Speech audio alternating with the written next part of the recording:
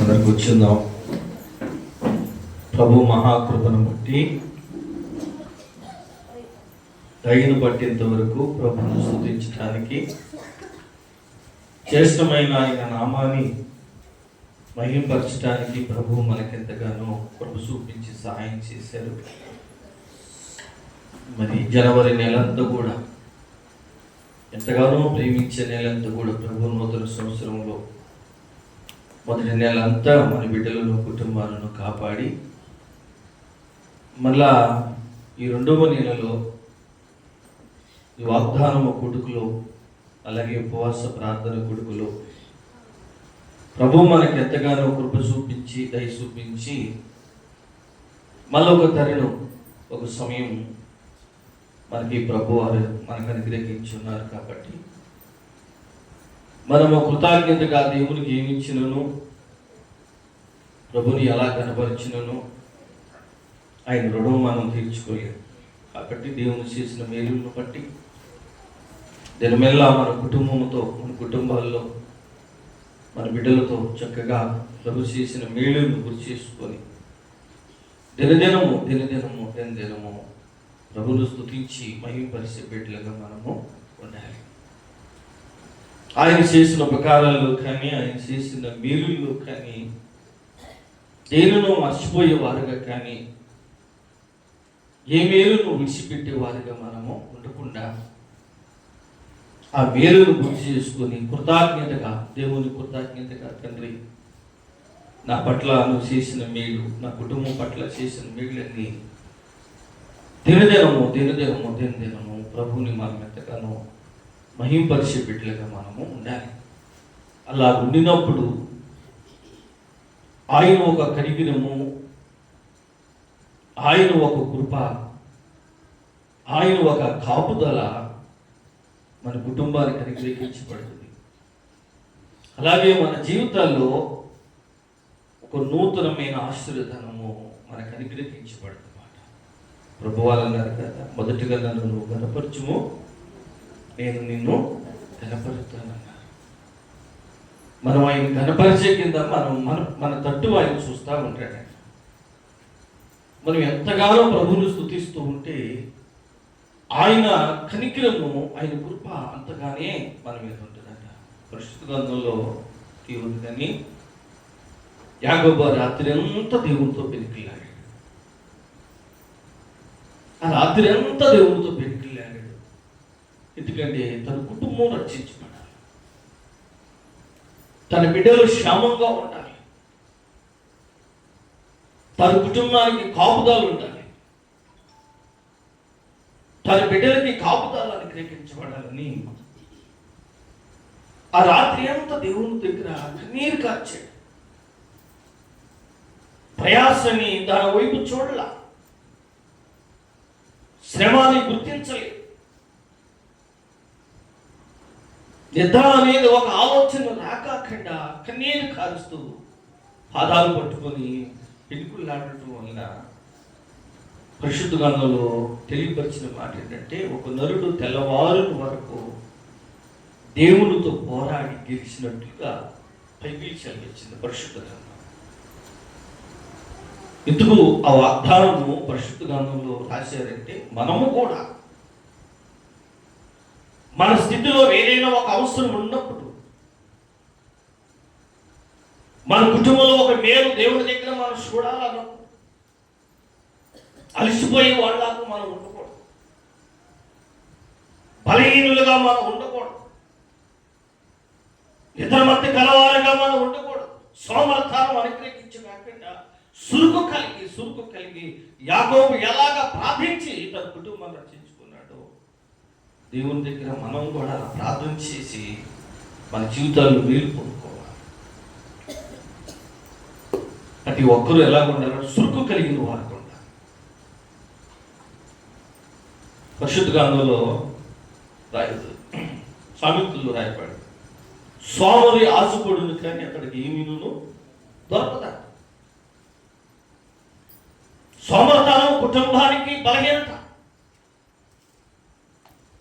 సోమర్థనం సోమరితనంగా ఉన్నవాడు జీవితంలో ఏ మేలు సంపాదించుకోలేడు. సోమరితనం కుటుంబానికి అజ్ఞానంలో తీసుకెళ్తుందంట. అతను బట్టి అంటే కుటుంబం అంతా కూడా నేర్చుకెళ్ళిపోతుందంట. ప్రార్థన చేయలేదంటే రేపు చేద్దాంలే, మందిరానికి పోదామంటే రేపు పోదాంలే, ఎక్కడికైనా వెళ్దాంలే, ఈ ఆలోచనలు వస్తాయి అంటే సోమవారికి ఆలోచనలు వస్తాయి. అందుకే ప్రభు అన్నాడు సురుకు కలవారు మీరు ఉండండి. అందుకే ప్రభు అన్నాడు సోమరే సేవను చూసి నేర్చుకో, సోమరే సేవను చూసి నేర్చుకో. ఒక ఆయనంట చాలా కష్టాలు వచ్చేసినాయి అంట, భరించలేని కష్టాలంటే తన జీవితంలో ఎదురైంది అంట. భరించలేని కష్టాలు తన జీవితంలో ఎదురైతే ఇంకా నా జీవితంలో ఎక్కడా విజయం లేదు, నేను ఎప్పుడు చూసినా ఓడిపోతానే ఉన్నాను, ఎప్పుడు చూసినా నా జీవితం అంతా ఓడిపోతానే ఉందని చెప్పి ఎత్తైన ఒక కొండ మీదకి వెళ్ళినట్టు ఆత్మహత్య చేసుకోవడానికి వెళ్ళినట్టుగా కొండ మీదకి వెళ్తున్నాడు. వెళ్ళినట్టుకి ఒక సీమ ఇంత రాయి తీసుకొని కొండ ఎక్కుతుందంట, మళ్ళీ కింద పడిపోతుందంట, మళ్ళీ ఎక్కుతుందంట, కింద పడిపోతుందంట, మళ్ళీ ఎక్కుతుందంట, కింద పడిపోతున్నాడు. ఇదంతా గమనించి చూస్తున్నాడు. ఈ సీమ ఏం చేస్తాడు చూస్తున్నాడు. సీమ ఎంత ఉంటుంది, చిన్నది, దానికి స్థానాలను బట్టి అది మోసే ఒక పెద్ద రాయి తీసుకుందంట. అది ఎత్తైన పట్ట మీద నేను మోసుకునేది కదా, ఎడుతుందంట పడిపోతుందంట చూస్తున్నాడంట. పడతాలు ఎత్తు ఏదో ఒక రకంగా ఆ రాయి తీసుకొని కొండ పైకి వెళ్ళి ఆ బండ మీద పెట్టి అది ఆ రాయిని బండ మీద పెట్టి సీమ అలాగ చూస్తూ ఉన్నాడు. ఇన్నిసార్లు నేను పడిపోయినా ఒక రోజున నేను మళ్ళా నాకు సమయము దేవుడు ఇచ్చాడు, నేను ఈ రాయి మీదకి ఈ బండ మీదకి నేను పట్టు రాగలిగినాము అన్నాడు. దేవుని స్తోత్రము. అప్పుడు అతను చూసి సీమ ఇన్నిసార్లు పడిపోయి ఏదో ఒక రకంగా పట్టుదల కలిగి ఈ రాయిని వదలకాకుండా తీసుకెళ్ళి బండ మీద పెట్టింది అని చెప్పి ఆత్మహత్య చేసుకున్న ఆయన ఏదో ఒక రోజు నా దేవుడు నా పట్ల విజయము ఇవ్వకమాట అని చెప్పి వెనక తిరిగి వచ్చాడట. పట్టుదల కలిగి ప్రార్థన చేసి విజయాన్ని సంపాదించుకున్నాడట. దేవుడు స్తోత్రము. అంటే మన దేవుడు ఉన్నతమైన స్థానం మీద పెట్టాలనే ఆశ, ఉన్నతమైన శిఖరాల మీద మనల్ని ఎక్కించాలనే ఆశ, ఉన్నతమైన శిఖరాల మీద మనల్ని నింపాలనే దేవుడు ఆశ. కానీ మనకు వచ్చిన శ్రమను చూసి, మనకు వచ్చిన ఒక బలహీనతను చూసి, మనకు వచ్చిన ఒక ఇబ్బందులను చూసి నీ ఆత్మీయ స్థితిలో నేను నడవలేను, నా వల్ల కాదు అంటే నువ్వు ఆ గమ్యస్థలానికి ఎక్కలేమంటున్నావు. ఆ గమ్యస్థలానికి ఎక్కలేవు. సీమ ఎలాగ ఎక్కి విజయం సాధించిందో అతను చూసేటందుకే వాక్యంలో మాట రాయబడి సీమ యాత్రలకు సీమ దగ్గరికి వెళ్ళు,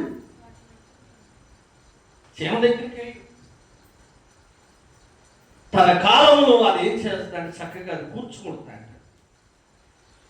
ఆ పంటను అది కూర్చుకొని జాగ్రత్తగా పెట్టి దాచుకుంటాడు. అందుకే సోమరునంట సీమల దగ్గరికి వెళ్ళమంటాడు. కానీ నడతను గుర్తు చేసుకో, దాని జాగ్రత్తలను గుర్తు చేసుకుంటూ అభివృద్ధి పొందుతా, మేలు కలిగేదాన్ని.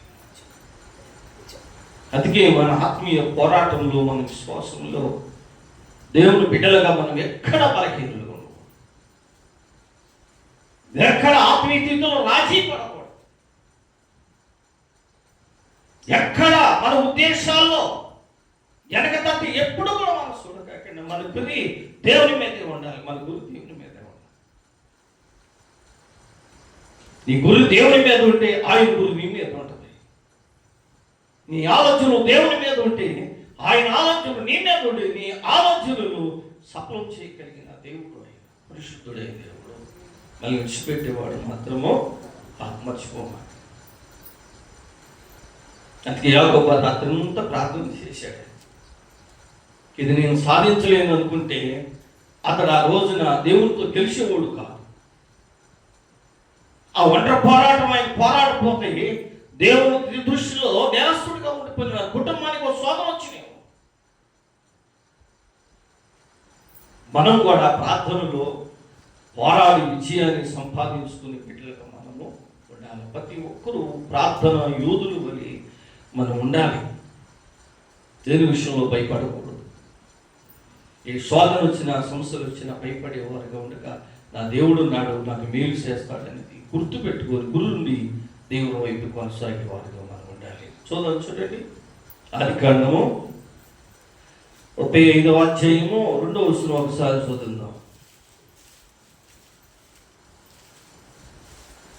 త్వరగా. యాకోబు తన ఇంటి వారితో తన యొద్ద ఉన్న వారందరితోనూ మీ యొద్దనున్న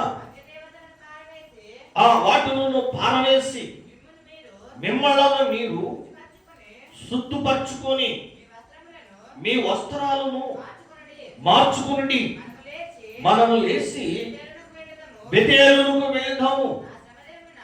నా శ్రమ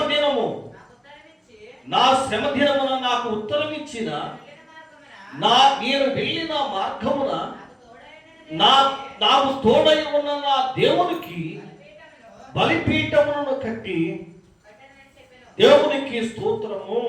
హల్లెలూయా. యాకోబు తన కుటుంబ వారందరినీ సమకూర్చాడు. ఎందుకంటే తన బిడ్డలు ఒక తప్పు చేశారు. అక్కడ తప్పు చేసినప్పుడు యాకోబు చాలా భయపడ్డాడు. నేను పరాయి దేశంలో ఉన్నాను, పరదేశిగా ఈ ప్రాంతంలో నివాసం చేస్తున్నాను, కాబట్టి నా దేవుని ఒక కాపుదల నా కుటుంబానికి లేకపోతే నేనేమవుతాను? నా బిడ్డలు చేసిన పొరపాట్లను బట్టి ఈ సమయంలో నేను పరిశుద్ధపరచుకోకపోతే నేను బెతేలుకు వెళ్ళాలి. నా ప్రయాణంలోనూ నా దేవుడు నాకు దర్శనమిచ్చి 20 సంవత్సరాలు నాకు అన్ని విషయములు నన్ను కాపాడుకుంటూ వచ్చి 20 సంవత్సరాలు నా కష్టార్జితాన్ని ఆశీర్వదించిన బిడ్డలను ఆశీర్వదించి నేను వెళ్ళిన మార్గంలో నా దేవుడు నాకు తోడై ఉండి నన్ను ఆశీర్వదించారు. ఇప్పుడు నేను ఎక్కడికి వెళ్తున్నాను? బెతేలుకు వెళ్తున్నాను. నేను బెతేలుకు వెళ్ళి నా దేవుణ్ణి అక్కడ ఆరాధించాలి. నేను వెళ్ళిన మార్గములు నాకు తోడై ఉన్న నా దేవుణ్ణి గర్పరచాలని చెప్పి యాకోబు రాత్రి ఎంతో దుఃఖాకాంతుడైపోయాడు. ఎంతో దుఃఖాకాంతుడై కన్నీరు కార్చి తనైన వారితో తన బిడ్డలతో చెప్తున్నాడు, అబ్బాయ్ మీ దగ్గర ఏమున్నాయి? దేవునికి విరోధమైనవి ఉన్నాయి. మీ దగ్గర దేవునికి విరోధమై ఉన్నాయి. దేవునికి విరోధమైన మీలో ఉంటే మన బెతేలుకి చేరాయా? దేవుని ఒక కాపుదల మనకు అనుగ్రహించబడదు.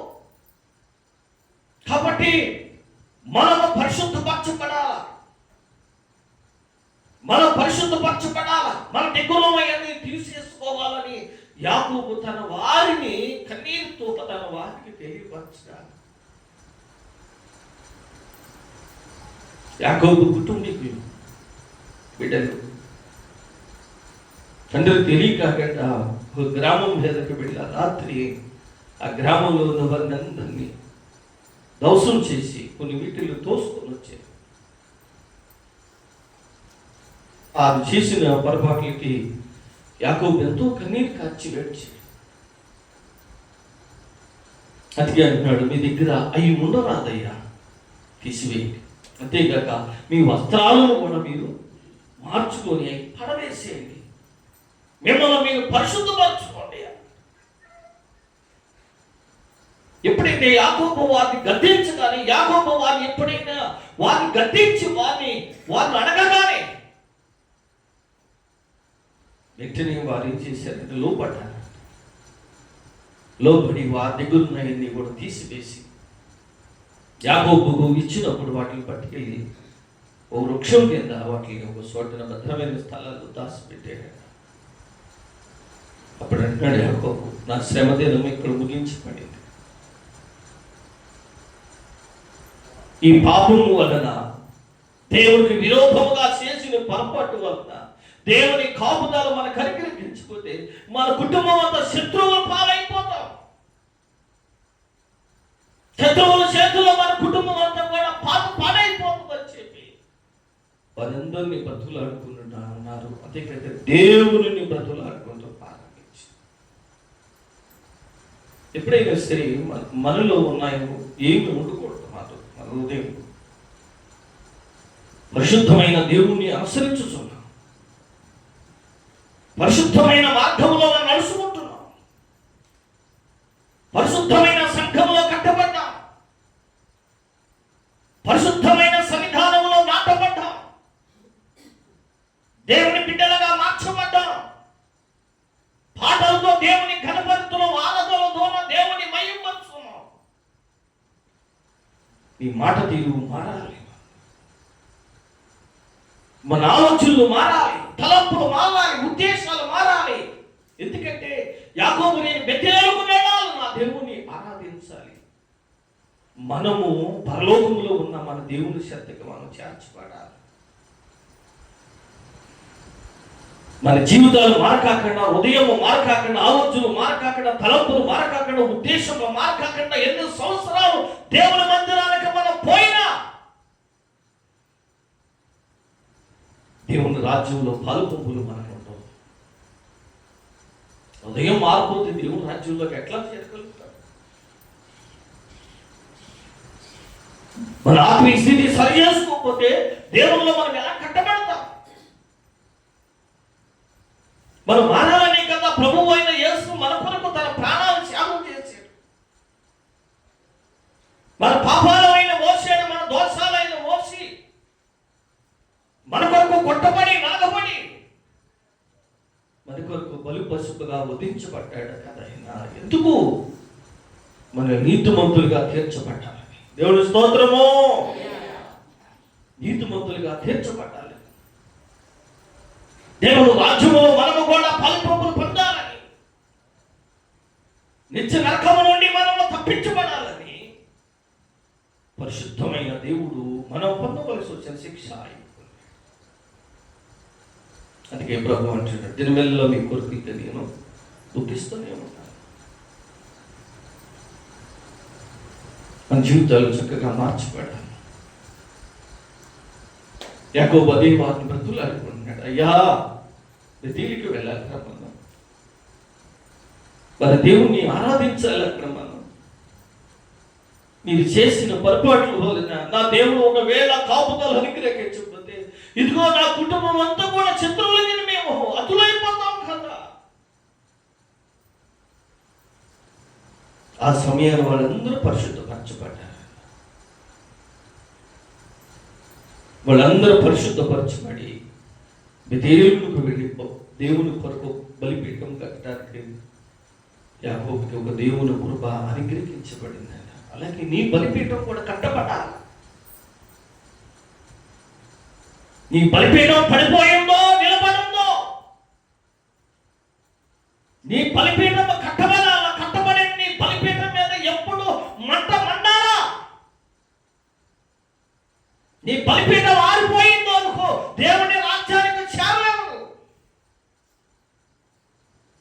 ఎప్పుడు నీ బలిపీఠం మండుతూ ఉండాలా, మండుతూ ఉండాలా. ఆ బలిపీఠం మండాలంటే నీవు మండాలా. ప్రార్థనలో మండినప్పుడు నీ బలిపీఠం మండి. ప్రతి మనిషి ఆలోచన చేసుకోవాలి, నా బలిపీఠం మండుతుందా, నా బలిపీఠం ఆరిపోయిందా,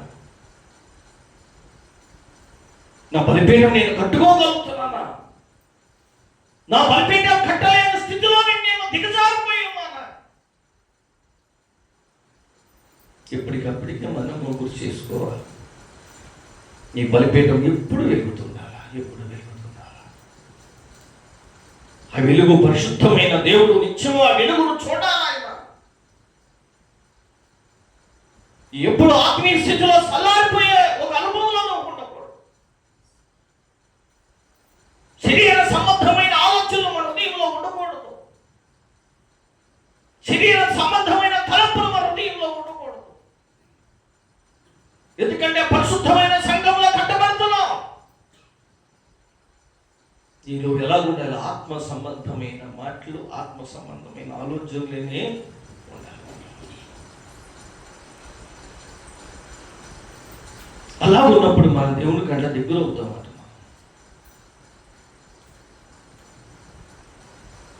ఒకవేళ యాకోబు ఆ మాట అక్కడ మాట్లాడకపోతే, ఒకవేళ వాళ్ళు పరిస్థితి అక్కడ ఏం జరుగునో. దేవుడి స్తోత్రము, హల్లెలూయా. పరిశుద్ధ గ్రంథం సెలవిస్తుంది కదా, దినదినము పరిశుద్ధపరచబడండి,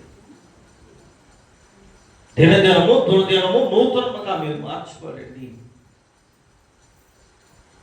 అలాగ మనం మార్చబడిన బిడ్డలుగా మనం ఉంటే ఈ దేవుని రాజ్యంలో మనం చేరగలుగుతాం, ప్రభువును చూడగలుగుతాం. అందుకే మన స్థితిని ఏం చేయాలి? మనము దినదినము సరి చేసుకోవాలి. మన హృదయంలో ఎక్కడ ఈ పాపము ఉంచుకోనివ్వడు. పాపం మన హృదయంలో వెలుపరిచి. అందుకే వాక్యం చదివిస్తుంది, కార్య ఆరంభము కన్నా కార్య అంతము మేలు అన్నాడు. ప్రారంభంలోని ఎలా జీవించామో అది అనవసరం. ప్రారంభంలోని బ్రతికి ఎలా ఉందో అది అనవసరం. ప్రారంభంలో ఎలా నడుచుకున్నావో అది అనవసరం. ప్రారంభంలో నడుచుకున్న నడవడిని, ప్రారంభంలో ఉద్దేశించిన ఉద్దేశాలను జ్ఞాపకం చేసుకోకూడదు. ముగింపులోకి వచ్చేటప్పటికీ నీ స్థితి ఎలా ఉండాలంటే పరిశుద్ధముగా ఉండాలి. పరిశుద్ధంగా ఉండాలి. ఆరంభంలో సంశయాలు ఆత్మ విషయంలో బలవంతుడయ్యారు. ఎంతమంది శత్రువులైనా జయించగలిగిన శక్తిని సంపాదించుకున్నాడు. అతను ముందు రాజులు అధిపతులు ఎవరు నిలవలేకపోయారు. రాజ్యాలను సాధించగలిగిన శక్తిని సంపాదించుకున్నాడు. ఎప్పుడైతే సంవత్సరాలు పాపములు పడి తన దగ్గర ఉన్న దేవుని ఆత్మను ఎప్పుడైతే పోగొట్టుకున్నాడో, ముగింపులోకి వచ్చేటప్పటికి తన స్థితి ఏమైపోయిందంటే దేవునికి దూరమయ్యాడు. ఫిలిష్తీయుల చేతులకు పట్టబడ్డాడు. నేత్రాలు తోడపడ్డాయి. సంఖ్యలతో బిగించబడ్డాడు. స్తంభముల మధ్యన కట్టబడ్డాడు. అప్పుడు దేవునికి మొరపెట్టి వెళుతున్నాడంటే, దేవా అద్దె మీరేనయ్యా, దొడ్డు నుండి వేరేనయ్యా, అద్దె మీరేను, అద్దె మీరి పాపానికి లోనయ్యాను, ఆత్మలను పోగొట్టుకున్నాను. ఈరోజు నేను అయినా ఇదిగో ఇక్కడ నేను బలుపశువుగా వధించబడిపోతున్నానయ్యా చెప్పి అంత పరక్రమ బలవంతుడే. పచ్చి దవడతో పచ్చి దవడతో ఎంతమందిని 3,000 మందిని కుప్పకే ఒక సమయంలో కొట్టి కుప్ప కింద పాడేశాడు. 300 లక్కలు పట్టుకుని డీటీలు వెలిగించి తెలిసి కుప్పలను తగలపెట్టేసినాడు. అంత బలవంతుడు, ఆత్మబోధుడు. దేవుని ఆత్మ వేరైపోయిన తర్వాత అతడు ఎలాగ బలహీనుడు అయిపోయిను.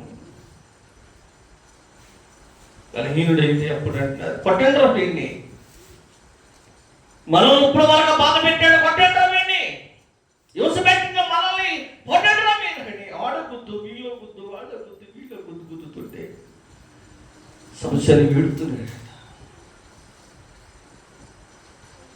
ఒకప్పుడు నా స్థితి ఎట్లా ఉందనైనా, ఇప్పుడు నా స్థితి ఇట్లాగా అయితే సరిపోయాను. ఆరంభం విషయంలో బలవంతుడయ్యాడు, ముగింపులోకి వచ్చేటప్పటికి బలహీనుడయ్యి దేవుని రాజ్యాన్ని పోగొట్టు. ఒక విషయం చూస్తే పౌలు గారు అంటున్నాడు, ఒకప్పుడు నేను హింసకుడును,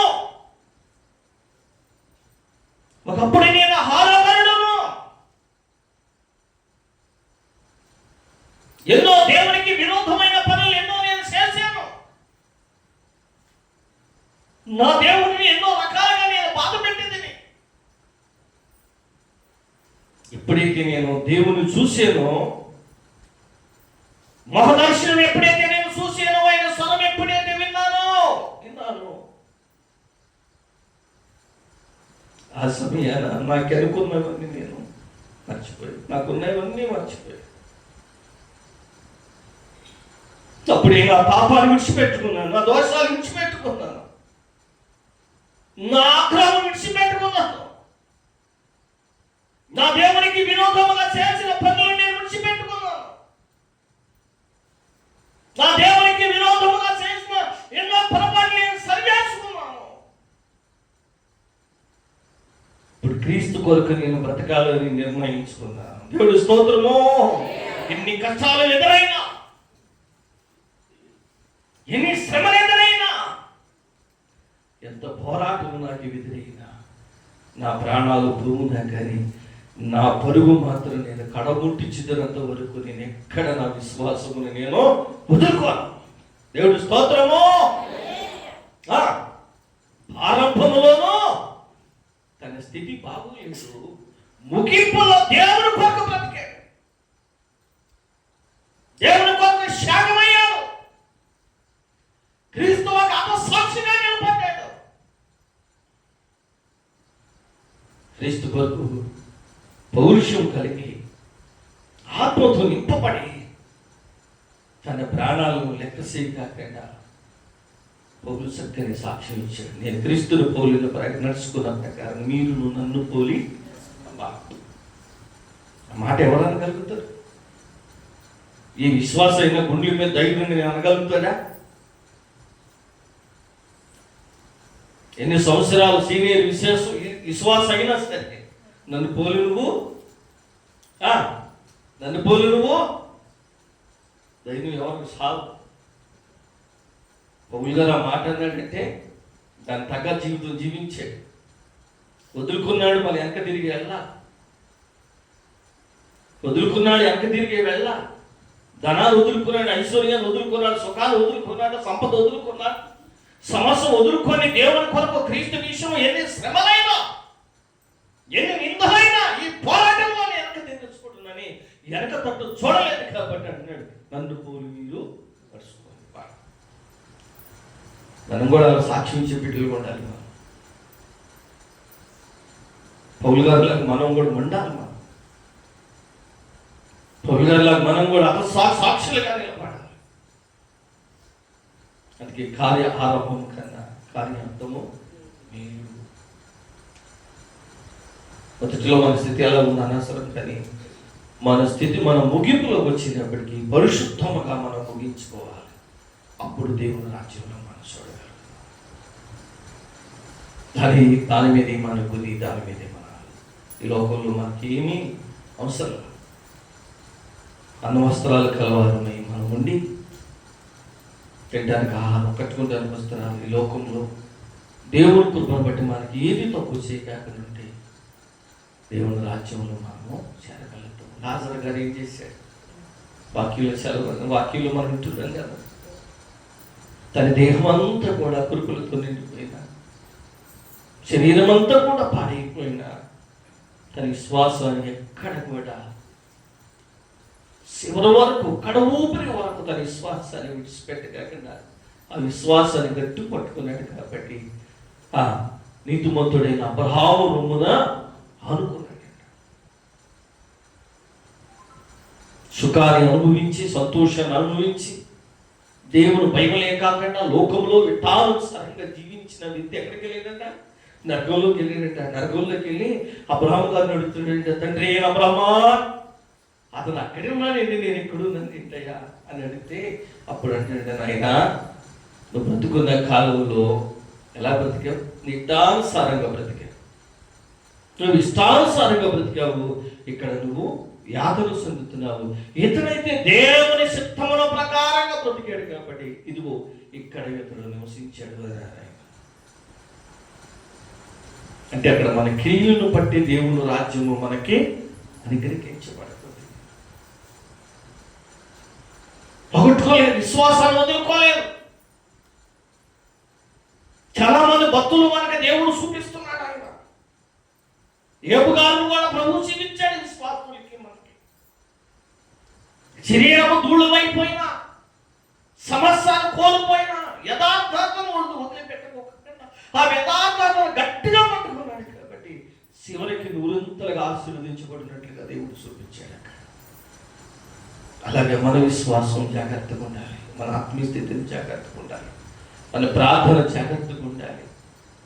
ఈ లోకంలో దేవుని కొరకు మనం ఎలా బ్రతకాలంటే దేవుడు సాక్షిగా, దేవుని బిడ్డలుగా మనం బ్రతికేవారుగా ఆయన రాజ్యము సంపాదించుకునే వారుగా ఉండాలి. వారు అందుకే యాకోబు అంటున్నాడు, నేను బెతేలుకు వెళ్ళాలా, నా దేవునికి బలిపీఠము కట్టాలా, నా దేవుని ఆరాధించాలా.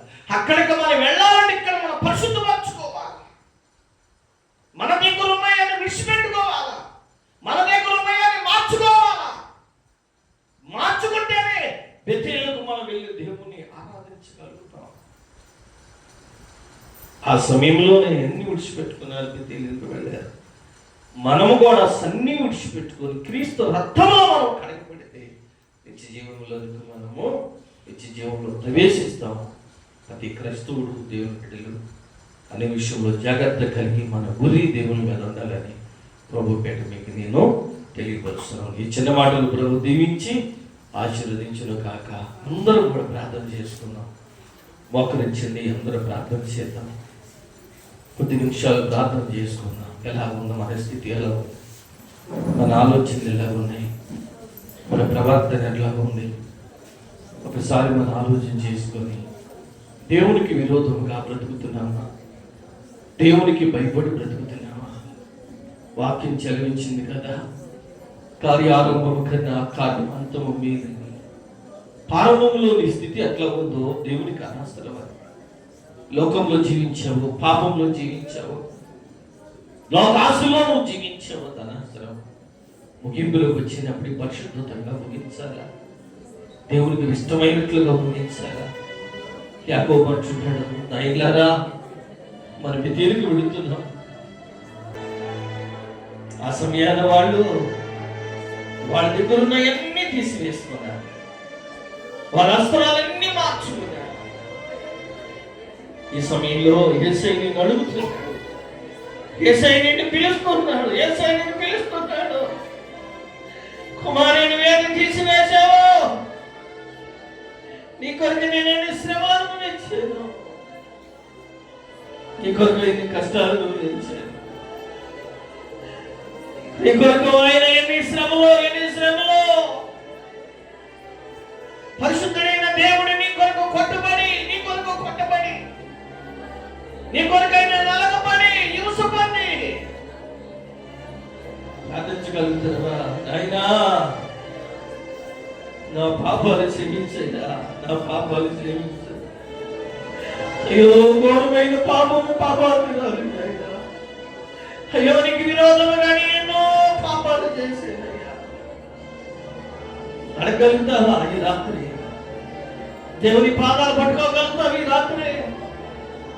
పాదాలు పట్టుకొని దేవుని అడగలుగుతావా? దేవా నన్ను కృపీకరించు. అనుకూలమైన సమయాన్ని దేవుడి రాత్రులు నీకు ఇచ్చాడు. ప్రభు నీతో మాట్లాడుతున్నాడు. మార్చుకో, హృదయాన్ని మార్చుకో, నీ ఆత్మీయ స్థితిని మార్చుకో. ప్రార్థన చేయి నాయనా, కనికరించు నాయనా, కనికరించు స్వామిని, కనికరించు ప్రభువా, కనికరించు నాయనా. నా పాపాలన్నీ కడిగినాయనా, నా పాపాలన్నీ కడిగినాయి. నాలో ఏ పాపం పట్టుకుంటున్నాయి? సంవత్సరంలో నేను పాపం చేసేదయ్యా. అయ్యో నాయన, నీ ఆజ్ఞలు నేను దోచివేసేదయ్యా. నీ ఆత్మను పోగొట్టుకున్నాను ప్రభు, దయచేసి నన్ను కనికరించండి. సఖ్యల మధ్యన కట్టుబడి, నేత్రాలు ఓడమింగబడి సౌందర్యంతో కన్నీరు కాచి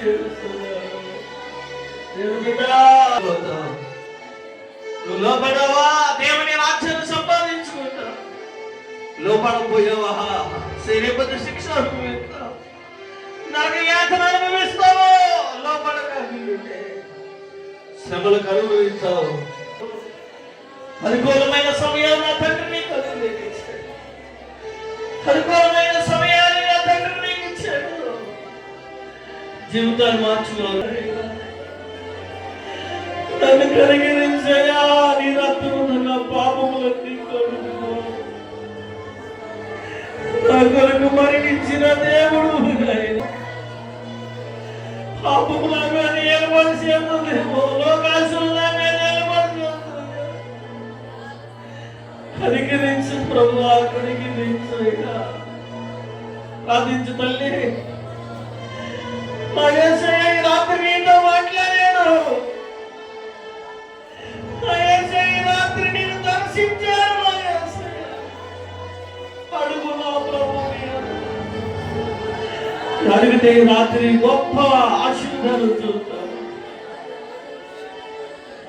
ధనవంతుడు ఎడుతున్నాడు అగ్ని గొడవలో. తండ్రి నా ప్రభువా, శరీరం అంతా కాలిపోతుందయ్యా, నా శరీరం అంతా ఉడుకుపోతుందయ్యా. అయ్యా నన్ను కనికరించయ్యా, కనికరించండి. అబ్రాహామును పిలిచి అబ్రాహాము గారు అంటున్నాడు, నా కుమారుడా, లోకములో ఉన్నప్పుడు నిటానుసారంగా నువ్వు బ్రతికావు, అందుకే ఇక్కడ యాతన పొందుతున్నావు. లోకములో విటానుసారంగా బ్రతికావా, దేవుడు భయం లేకుండా బ్రతికావా. నరకములో నరక యాతన, నరక యాతన, యుగ యుగాల వరకు నరక యాతన అనుభవించాలి. నరకములో భయపడు, భయపడు. దేవుడు కష్టాలు సహించి, శ్రమలు సహించి, బలహీనతలను సహించిన రాజులు అబ్రాహాము దేవుడు దొంగగా ఆదుకున్నాడు. అలాగే నీ భక్తి కూడా కాదు, నీ శ్వాస కూడా, నీ ప్రార్థన కూడా అనుకుంటాడు. ఎక్కడ నీ ఆత్మస్థితిని పాటు చేసుకోవాలి. సాధారణ చేతుల్లో పంపించుకోకు తల్లి, లోకాసులు విడిచిపెట్టుకో తల్లి. రాత్రి నీతో మాట్లాడాడు. హృదయాన్ని సరి చేసుకో, ఆత్మీయతను సరి చేసుకుంటే రాత్రి అలాగే వచ్చాడు. నేను మలిపిన దేవునికి వెళ్ళాలయ్యా, నా దేవునికి బలిపీఠం కట్టాలయ్యా,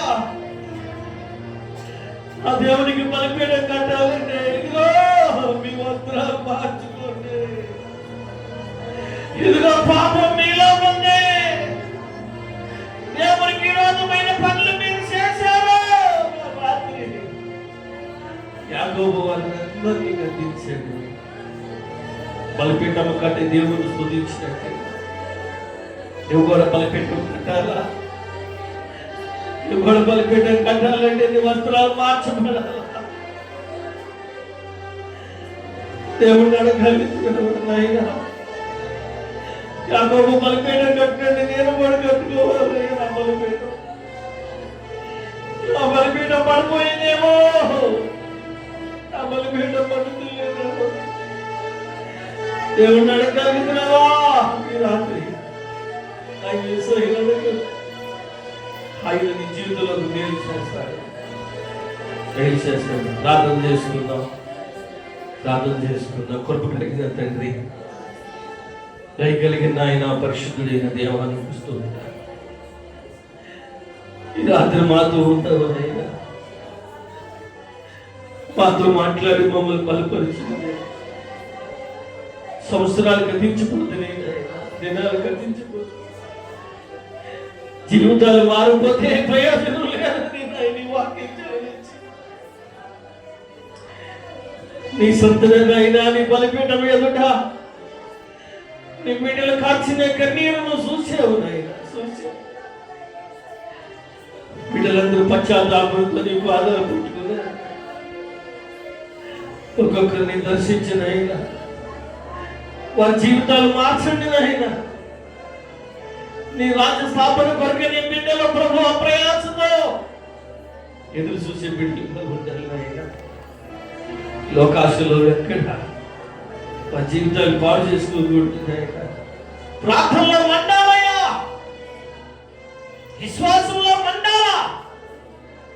నీ బిడ్డలు మండేవారుగా చేయండి, బలవంతులుగా చేయండి, ఆత్మపూర్ణంగా చేయండి. కుటుంబాలు ఆశీర్వదించండి, బిడ్డలను ఆశీర్వదించండి. ఎక్కడ లోకంలో తొట్టిల్లిపోకండి, నీ మార్గములో నడుచుకున్నట్లుగా యథార్థముగా నడుచుకున్నట్లుగా దయచేయండి. సంఘాలను ఆశీర్వదించండి, సంఘ బిడ్డలను ఆశీర్వదించండి. కుటుంబాలను దీవించి వారి జీవితాలు మేలు కలిగినట్లుగా చేయండి. ఈ రాత్రి నీ బిడ్డలు ఎంతమంది అయితే ప్రభువా నీ వైపు చూశారో వాళ్ళ జీవితాల్లో నూతనమైన కార్యములు జరుగునుగా. ప్రతి శోధన తొలగిపోవునుగా, ప్రతి ఆటంకాలు తొలగిపోవునుగా. మేలుమైన కృపతో మీ బిడ్డలను నింపి వారి జీవితాలను ఆశీర్వదించు. గడిచిన నెలంతా మమ్మల్ని కాపాడారు. ఈ నెలంతా కూడా నీ బిడ్డలను కుటుంబాలను కాపాడు. వారు వెళ్ళే ప్రయాణాల్లో మార్గాల్లో మీ కాపుదలు ఉంచండి, ఆరోగ్యాలు మీ కాపుదలు ఉంచండి. వారి చేతి పనులు దీవించండి నాయన, వారి కష్టార్జితాలు ఆశీర్వదించండి నాయన. వాగ్దానాలతో నింపండి, సమృద్ధమైన ఆశీర్వాదాలను అనుగ్రహించండి. రేపు జరగబోతున్న ఆరాధన తట్టులో మాకు మీరు తోడుని బలపరిచి కృపతో నింపండి నాయన, ఆత్మతో నింపండి, మేలు చేయండి. ఈ సమయంలో ఎవరైనా బలహీనులు పుట్టి ఇప్పుడే మీ హస్తాలు నాయన నీ బిడ్డలపై ముట్టి స్వస్థపరిచి ఆరోగ్యంలో గ్రహించి నూతనమైన కృపతో నింపమని, నూతన ఆశీర్వాదాలతో నింపమని సాయం చేయమని అడుగుతున్నాను తండ్రి. నీ వందనాలు. కృప చూపించి తండ్రి అన్ని విషయాలు సహాయం చేయమని యేసయ్య నామములో ప్రార్థిస్తున్నాము మా పరమ తండ్రి. ఆమేన్, ఆమేన్, ఆమేన్. మన తండ్రి యొక్క దయ, కుమారుడైన యేసుక్రీస్తు కృప, పరిశుద్ధాత్మన్యోను సమాసం మీకు, మీ బిడ్డలకి, మీ కుటుంబాలకి ప్రభు సదాకాలము తోడై ఉండి దీవించి ఆశీర్వదించునుగాక. ఆమె ప్రభు యేసరత్వమే జీవం చెలుగునంతమించి యేసరత్వానికి జీవం కలుగునుగాక. ఆమేన్. అందరి వందనాలు.